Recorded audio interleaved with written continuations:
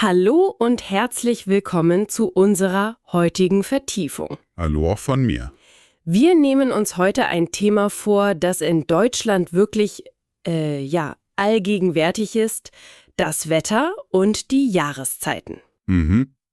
Es heißt ja oft, die Deutschen reden am liebsten übers Wetter. Ja, das hört man mal wieder. Ob da was dran ist und warum das so sein könnte, schauen wir uns mal genauer an. Übrigens, wie ist das Wetter gerade bei dir, während du uns zuhörst? Bestimmt auch ein Thema, oder? Ganz sicher. Absolut. Und diese Beobachtung, dass über das Wetter so viel gesprochen wird, das ist mehr als nur ein Klischee. Unsere Quellen legen das ja auch nahe. Aha. Ja, es ist tief in der Alltagserfahrung hier verwurzelt. Das Wetter in Deutschland ist oft so wechselhaft und hat einen so direkten Einfluss auf den Tagesablauf, Genau. dass es eben nicht nur oberflächlicher Smalltalk ist. Oft ist es schlichtweg notwendige praktische Abstimmung, Planung sozusagen. Okay, lass uns das mal auseinandernehmen. Wir schauen uns heute an, wie genau dieses wechselhafte Wetter den Alltag prägt. Mhm. Von der Kleidung bis zur Freizeit? Richtig. Dann tauchen wir ein in die 4 ausgeprägten Jahreszeiten und was sie für das Lebensgefühl bedeuten. Ja, Natürlich geben wir dir auch ein paar ganz typische Sätze an die Hand, mit denen du locker über das Wetter mitreden kannst. das ist super praktisch, gerade wenn man Deutsch lernt. Genau, so auf A2 oder B1-Niveau ist das Gold wert. Und wir beleuchten, warum das Wetter hier manchmal so unberechenbar scheint. Stichwort Aprilwetter. Ach ja, der Klassiker. Ziel ist es, dir ein tieferes Verständnis für diesen wichtigen Teil der deutschen Alltagskultur zu geben. Klingt gut? Legen wir los. Fangen wir direkt mit diesem Einfluss auf den Alltag an. Die Quellen beschreiben das ja sehr, sehr anschaulich. Ja, das stimmt. Es ist keine Seltenheit, dass man morgens bei Sonnenschein aus dem Haus geht und nachmittags einen Regenschauer oder starken Wind erlebt. Im Winter kann sogar Schnee überraschend dazukommen. Absolut. Das führt dazu, was viele hier kennen, der morgendliche Blick auf die Wetter-App ist fast schon ein Ritual. Total. Erinnerst du dich an das Beispiel von Anna aus den Unterlagen? Ja, sie packt morgens ihren Rucksack und entscheidet dann je nach Vorhersage. Genau. Regenschirm, Sonnenbrille oder doch die dicke Jacke. Exakt. Und dieses Beispiel illustriert perfekt die Notwendigkeit zur Flexibilität. Und das ist keine Übertreibung für dramatische Zwecke. Nein, das ist Realität hier. Wer in Deutschland lebt oder hier unterwegs ist, merkt schnell, man muss oft für verschiedene Szenarien gewappnet sein. Manchmal wirklich innerhalb weniger Stunden am selben Tag. Unglaublich eigentlich. Die Quellen betonen das ja auch, dass diese ständige Anpassungsleistung bei Kleidung, bei Plänen für den Nachmittag, fürs Wochenende ein ganz charakteristisches Merkmal des Alltags hier ist. Es zeigt diese enge Verbindung zur Natur, oder? Genau, eine Abhängigkeit von äußeren Bedingungen, die in vielleicht klimatisch stabileren Regionen weniger ausgeprägt ist. Du sprichst die Anpassung an. Ein ganz wesentlicher Faktor dabei ist ja der klare Rhythmus der Jahreszeiten. Die 4 Jahreszeiten? Anders als in manchen anderen Regionen der Welt gibt es hier wirklich 4 deutlich unterscheidbare Jahreszeiten: Frühling, Sommer, Herbst und Winter. Und jeder hat ihren eigenen Charakter. Lass uns mal durchgehen, wie die Quellen sie charakterisieren. Der Frühling, der so im März, April beginnt, das ist die Zeit, in der es spürbar wärmer wird. Langsam aber sicher. Ja, die Sonne kämpft sich durch, die Vögel zwitschern lauter, die Natur erwacht zu neuem Leben, alles wird grün. Ja.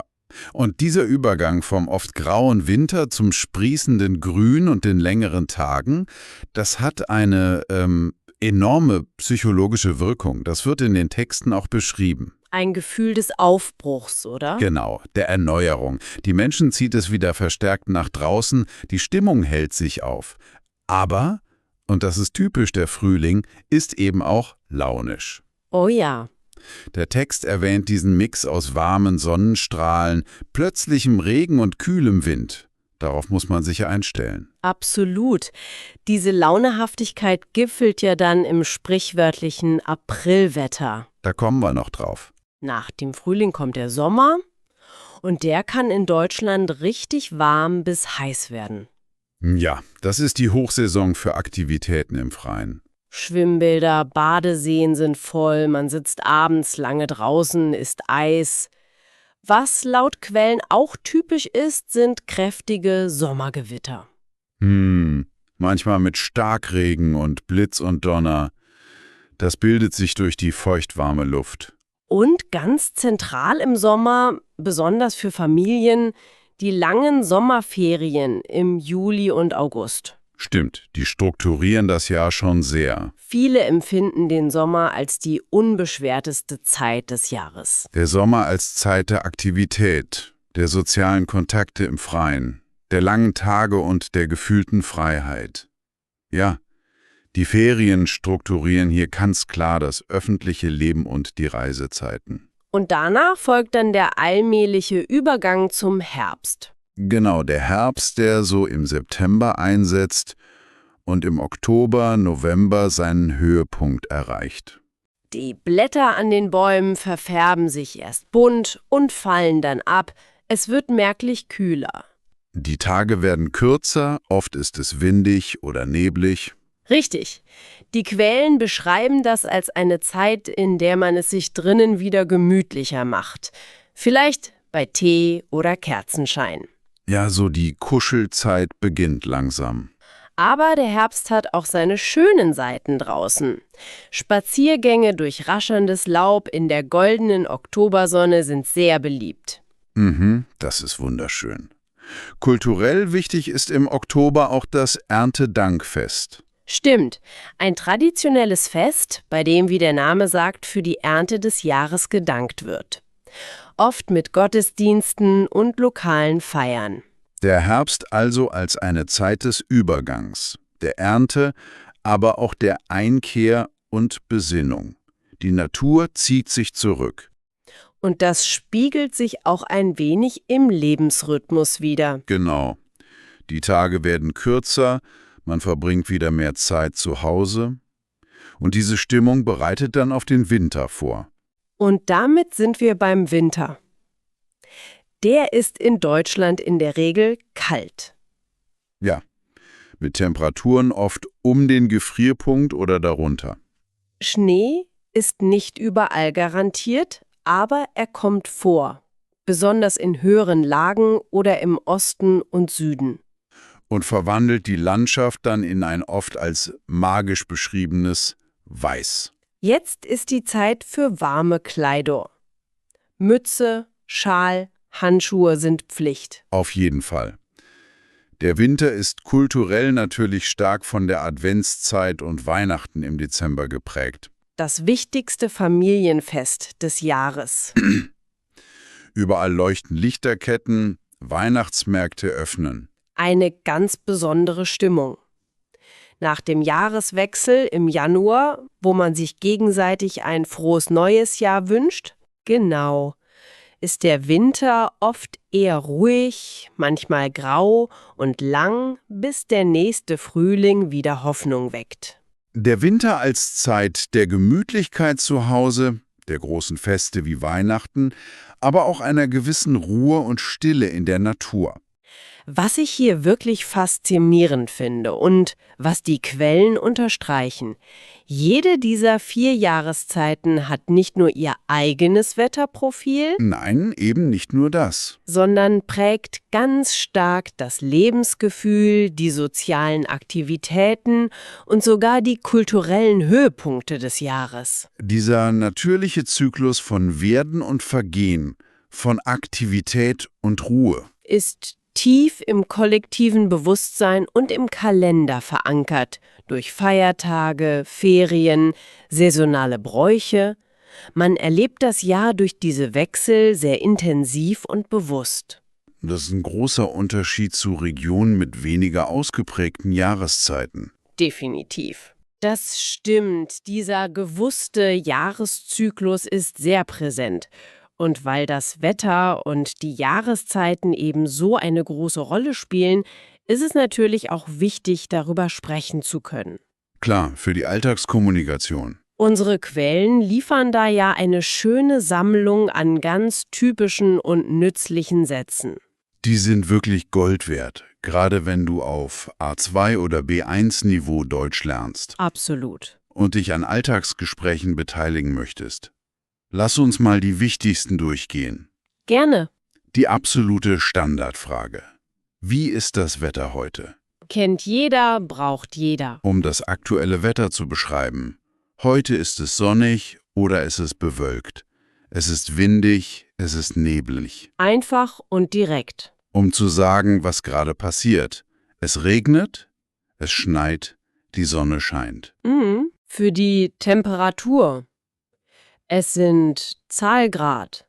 Zum Beispiel, es sind nur 5 Grad. Oder es sind warme 25 Grad. Ganz wichtig, die Gradzahl. Wie man sich fühlt. Mir ist kalt. Oder mir ist warm. Ja, das persönliche Empfinden. Und ein Satz, den man oft hört, wenn das Wetter nicht so toll ist: Ich hoffe, morgen wird das Wetter besser. Der Satz der Hoffnung. Genau.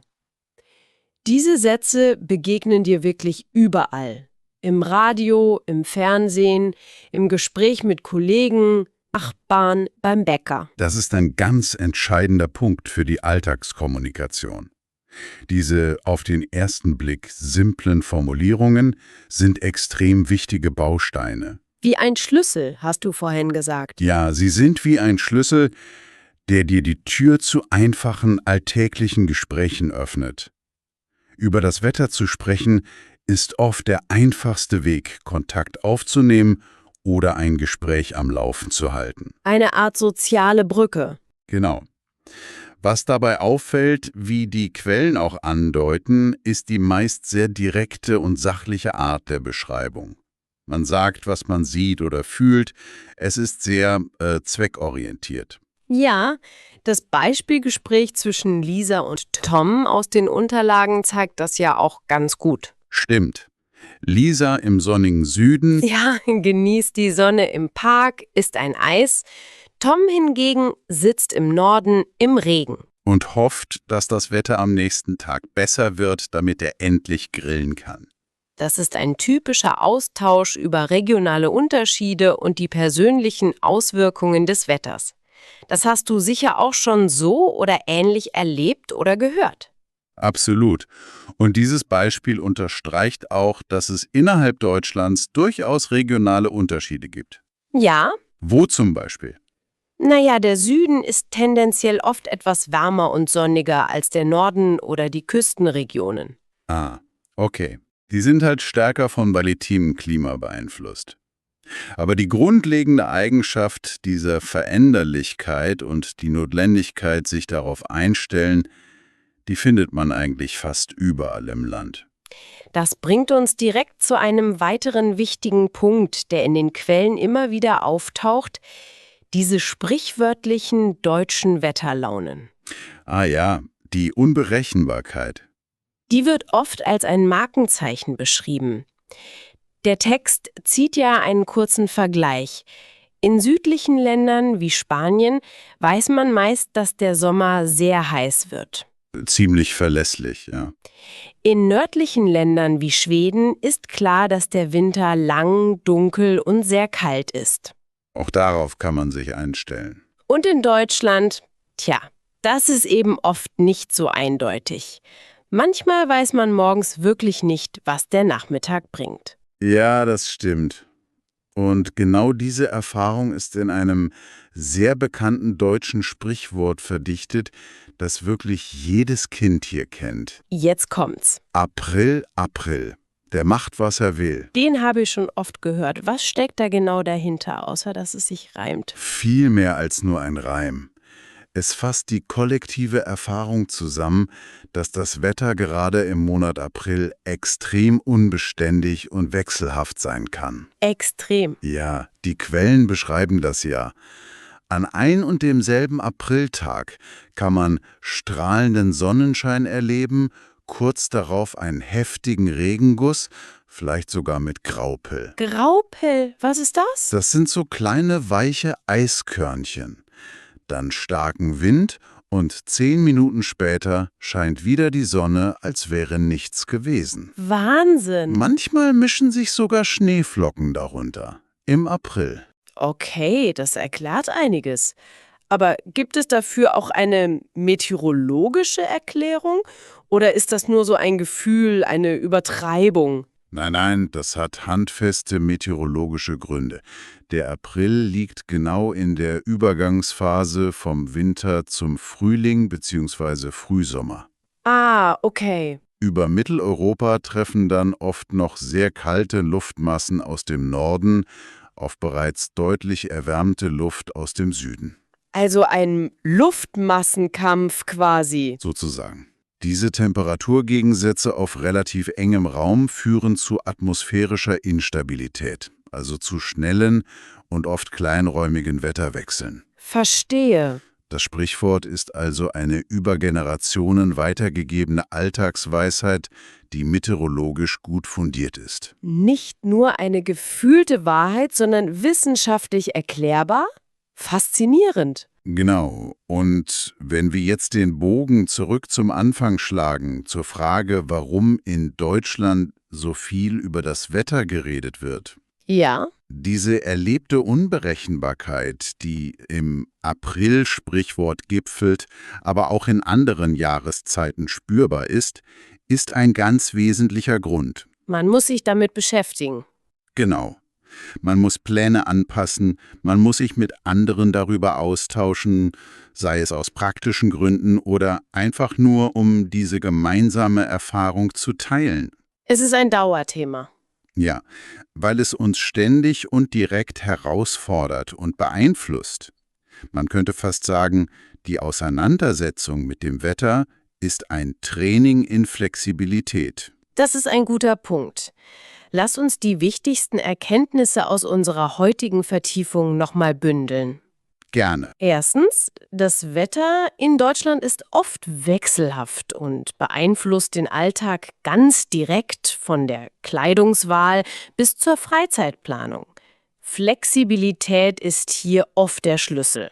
Richtig. Zweitens, die 4 ausgeprägten Jahreszeiten Frühling, Sommer, Herbst und Winter geben dem Jahr einen klaren Rhythmus und prägen das Lebensgefühl, die Aktivitäten und sogar kulturelle Feste. Ein sehr bewusster Zyklus. Drittens, es gibt einfache, aber sehr gebräuchliche Sätze, um über das Wetter zu sprechen, sehr nützlich für die Alltagskommunikation. Merk sie dir gut. Unbedingt merken. Und viertens, die Unberechenbarkeit des Wetters ist ein bekanntes Phänomen, das im Sprichwort April, April, der macht, was er will, seinen bekanntesten Ausdruck findet und meteorologisch begründet ist. Genau. Der Tipp aus den Quellen bleibt: Beobachte das Wetter und nutze die gelernten Wörter, um zu beschreiben, was du siehst. Und zum Abschluss vielleicht noch ein Gedanke, den du mitnehmen kannst. Oh, spannend. Wir haben darüber gesprochen, wie präsent dieser Wechsel der Jahreszeiten und das oft unbeständige Wetter im deutschen Alltag sind. Die Quellen legen ja nahe, dass diese ständige Notwendigkeit zur Anpassung auch die Mentalität prägen könnte. Inwiefern? Könnte es sein, dass diese Erfahrung mit der Unbeständigkeit der Natur vielleicht sogar ein Stück weit zur oft zitierten deutschen Gründlichkeit und Planungsliebe beiträgt? Ah, interessant.